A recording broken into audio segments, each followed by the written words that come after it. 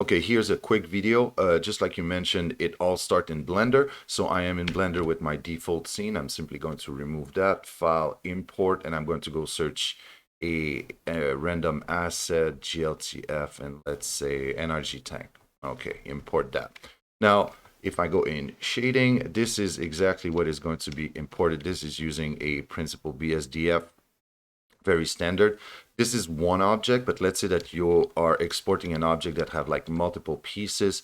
If we do that quickly here, I'm just simply going to select all the faces up here, and let's say down there, I'm going to separate the object. So basically I got two separate objects here.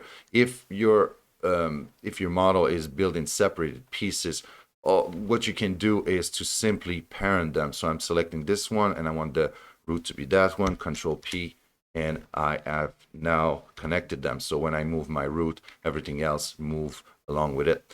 I am going to go back in shading, and here it seems to be misaligned, so I'm going to rotate X minus 90. That should bring me back right there.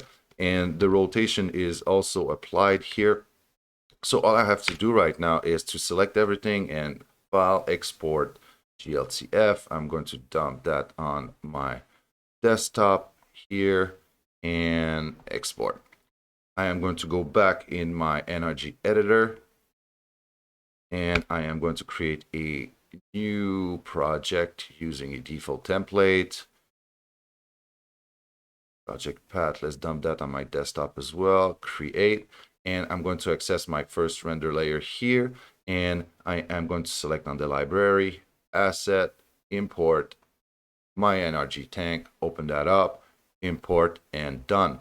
It is there already exactly the way it was left in Blender, at the exception of the rotation X, which you need to set it in the export setting. I'm going to change that quick.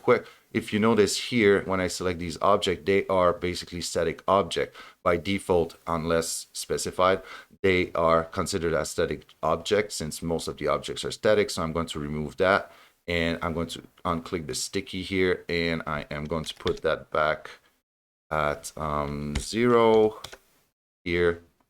And this one is also sticky. I'm going to unclick it, and automatically now the parent-child relation is applied. To make that object dynamic, to make it actually do something, once again, back in the library, asset, new script, and let's say script 0, and I want to have a onUpdate event, create. I'm going to select my root here, add a new script slot, open that up, drag, drop my script.